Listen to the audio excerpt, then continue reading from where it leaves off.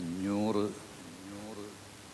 റോഹിംഗ്യകൾ 2 ബോട്ടുകളിലായി കടലിൽ മുങ്ങി മരിച്ചിട്ടുണ്ടാകും എന്നുള്ള ഒരു റിപ്പോർട്ടാണ് യുണൈറ്റഡ് നേഷൻസ് നമ്മുടെ മുന്നിൽ വയ്ക്കുന്നത്. അഭയാർത്ഥികൾക്ക് നിരന്തരമായി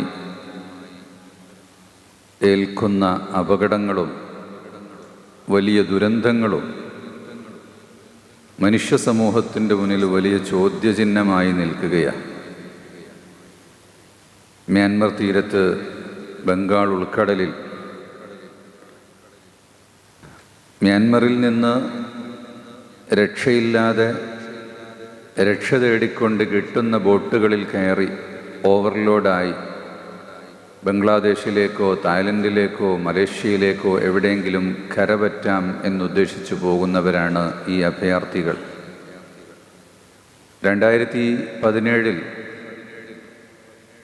മ്യാൻമർ സൈന്യം നടത്തിയ വംശഹത്യയിൽ 24,000-ത്തിലധികം ആളുകൾ കൊല്ലപ്പെട്ടിട്ടുണ്ട്. 7 ലക്ഷത്തിലധികം പേർ സ്വന്തം രാജ്യത്തു നിന്ന് ആട്ടിയോടിക്കപ്പെടുകയും ചെയ്തിട്ടുണ്ട്. ബംഗ്ലാദേശിൽ അവർ നിന്ന് അഭയാർത്ഥികളായി കഴിയുന്ന കോക്സ് ബസാർ എന്ന് പറയുന്ന സ്ഥലത്ത് ഈ ജൂലൈ മാസം ആദ്യത്തിലുണ്ടായ ഉരുൾപൊട്ടലിൽ 17 പേർ മരിക്കുകയും 3000-ത്തോളം ആളുകൾക്ക് കിടപ്പാടം നഷ്ടപ്പെടുകയും ചെയ്തിട്ടുണ്ട്. അവരുടെ ക്യാമ്പുകളിൽ കിടപ്പാടങ്ങൾ പോലും വെള്ളത്തിനടിയിലാണ് എന്നാണ് റിപ്പോർട്ടുകൾ സൂചിപ്പിക്കുന്നത്. പൗരത്വമില്ലാതെ, ആഗോള സമൂഹത്തിൻ്റെ പിന്തുണയില്ലാതെ കടലിലും ക്യാമ്പിലുമായി കഴിയുന്ന ലക്ഷക്കണക്കിന് മനുഷ്യർ ഇങ്ങനെ ഓരോ സമയത്തും ജീവച്ഛവങ്ങളായി, പട്ടിണി മരണങ്ങളായി, മുങ്ങിമരിക്കലായി വാർത്തകളല്ലാതായി മാറുന്ന ഒരു അവസ്ഥയാണ് നാം കാണുന്നത്. ആരാണിതിന് പരിഹാരം കാണുക? ഐക്യരാഷ്ട്രസഭയും അതുപോലെ ലോകത്തിൻ്റെ ഉത്തരവാദിത്വം ഏറ്റെടുത്ത് നടക്കുന്നവരും ഇത്തരം കാര്യങ്ങളെക്കുറിച്ച് എന്തു പറയുന്നു, എന്ത് ചിന്തിക്കുന്നു എന്നത് മനുഷ്യ സമൂഹത്തിൻ്റെ മുന്നിൽ വലിയ ഒരു ചോദ്യചിഹ്നമായി അവശേഷിക്കുക മാത്രമാണ് ചെയ്യുന്നത്. ലോകചരിത്രത്തിലെ മികച്ച അഭയാർത്ഥി പുനരധിവാസ സംവിധാനമായിരുന്നു മദീന ഷരീഫ്. മക്ക എന്ന് പറയുന്ന രാജ്യത്ത് സ്വന്തം ജന്മനാട്ടിൽ നിൽക്കാൻ അനുവദിക്കാതെ വിശ്വാസത്തിൻ്റെ പേരിൽ മാത്രം അവരെ ആട്ടിയോടിക്കുകയും സർവസ്വവും ത്യജിച്ചുകൊണ്ട് ആ നാട് വിട്ട് റസൂലുള്ളാഹി സ്വല്ലല്ലാഹു അലൈഹി വസല്ലമ തങ്ങളും സ്വഹാബത്തും 400 കിലോമീറ്റർ അകലെ ഒരു ഗ്രാമത്തിലേക്ക് കുടിയേറുകയാണ് ചെയ്തത്. പക്ഷേ ആ മദീന എന്ന് പറയുന്ന സ്ഥലത്ത് ആ കുടിയേറ്റം കൊണ്ട് വലിയ മാറ്റങ്ങളാണ് ഉണ്ടാക്കിയെടുക്കാൻ സാധിച്ചത്. പതിറ്റാണ്ടുകളായി പരസ്പരം കലഹിച്ചു നിന്നിരുന്ന ജ്യേഷ്ഠാനുജന്മാരുടെ മക്കൾ, ഔസിൻ്റെയും ഖസറജിൻ്റെയും മക്കൾ അൻസാർ എന്നൊരു പേര് സ്വീകരിക്കുകയും അഭയാർത്ഥികളായി വന്നവരെ സ്വീകരിക്കുന്നവർ എന്നുള്ള അർത്ഥത്തിലുള്ള വലിയൊരു പേര് തന്നെ അവർ സ്വീകരിക്കുകയും ചെയ്തു. അൻസ്വാറുകൾ മുഹാജിറുകളായി വന്ന അഭയാർത്ഥികളെ സ്വീകരിക്കുകയും അവരവരുടെ വീട്ടിൽ താമസിപ്പിക്കുകയും ഭക്ഷണം കൊടുക്കുകയും പെൺകുട്ടികളെ കല്യാണം കഴിച്ചു കൊടുക്കുകയും ചെയ്ത് ഈ അഭയാർത്ഥികളെ സ്വീകരിക്കുന്നത് കണ്ടിട്ട് അവർക്ക് സ്വത്തിൽ പോലും അവകാശമുണ്ടാകുമോ എന്ന് തോന്നിപ്പോയി എന്ന് ചരിത്രകാരന്മാർ പറയുന്നുണ്ട്. തോന്നിപ്പോയി എന്ന് മാത്രമല്ല, എനിക്കിത്രമാത്രം സ്വത്തുണ്ട്, ആ സ്വത്തിൻ്റെ പകുതി നിങ്ങൾക്ക് തരാം എന്ന് അൻസ്വാരികൾ വിളിച്ചു പറഞ്ഞു.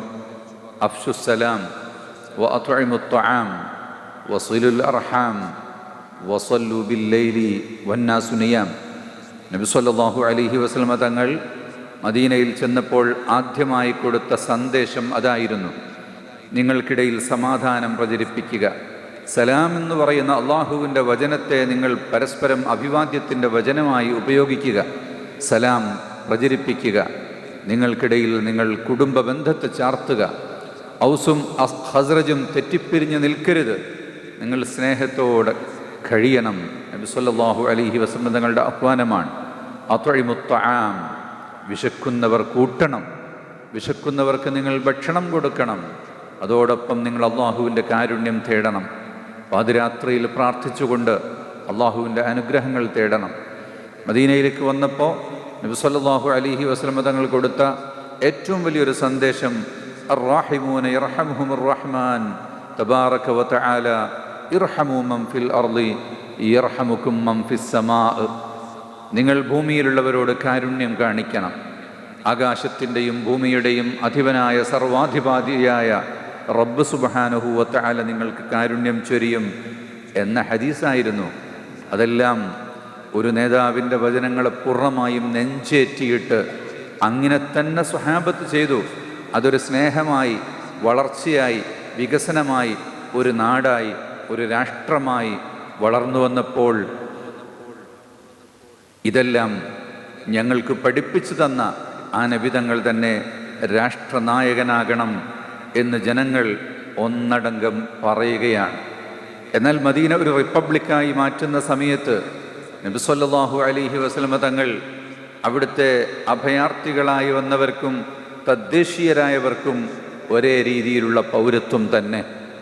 മുസ്ലിംകളായ ആളുകൾക്കും ജൂതന്മാർക്കും ക്രിസ്ത്യാനികൾക്കും എല്ലാവർക്കും ഒരേ തരത്തിൽ പൗരത്വത്തിൻ്റെ അവകാശം കൊടുത്തുകൊണ്ട് മദീന ചാർട്ടർ എന്ന് പറയുന്ന ഒരു ഭരണഘടന തന്നെ, ലോകത്ത് ഏറ്റവും ആദ്യത്തെ ഭരണഘടന, ഏറ്റവും വലിയ മനുഷ്യാവകാശത്തിൻ്റെ പ്രഖ്യാപനങ്ങൾ നടത്തിയ തിരു റസൂലുള്ളാഹി സ്വല്ലല്ലാഹു അലൈഹി വസല്ലം തങ്ങൾ ലോകത്തിന് സമർപ്പിച്ചിട്ടുണ്ട്. ആ തിരുനബിയുടെ മാതൃകകളാണ്, ആ സന്ദേശമാണ് ഇന്നും ലോകത്ത് ഏറ്റവും റെലവൻ്റായി നിൽക്കുന്നത്. അതാണ് ലോകം വായിക്കേണ്ടത്. റബീഉൽ അവ്വൽ മാസത്തിലേക്ക് കടക്കുകയാണ്. സഫർ മാസം അതിൻ്റെ മുന്നൊരുക്കമാണ്. റബീഉൽ അവ്വൽ മാസം തിരുനബി സ്വല്ലല്ലാഹു അലൈഹി വസല്ലം തങ്ങളുടെ സന്ദേശങ്ങളെ ലോകത്തിന് മുന്നിൽ പറയാനുള്ള അവസരമാണ്. അത് ആർക്കെങ്കിലും പ്രത്യേകമായ താല്പര്യത്തിനു വേണ്ടിയല്ല, മനുഷ്യരാശിയുടെ വിജയത്തിന് വേണ്ടിയും നന്മയ്ക്ക് വേണ്ടിയും അവർക്ക് മതകാര്യങ്ങളിലും സാമ്പത്തിക കാര്യങ്ങളിലും കുടുംബകാര്യങ്ങളിലും രാഷ്ട്രകാര്യങ്ങളിലും കാർഷികത്തിലും വ്യവസായത്തിലും എന്തിനെന്തിന് എന്ന് വേർതിരിവില്ല, എന്തിലും ഉത്തമമായ മാതൃക മുഹമ്മദുർ റസൂലുള്ളാഹി സ്വല്ലല്ലാഹു അലൈഹി വസല്ലം തങ്ങളിലാണ്.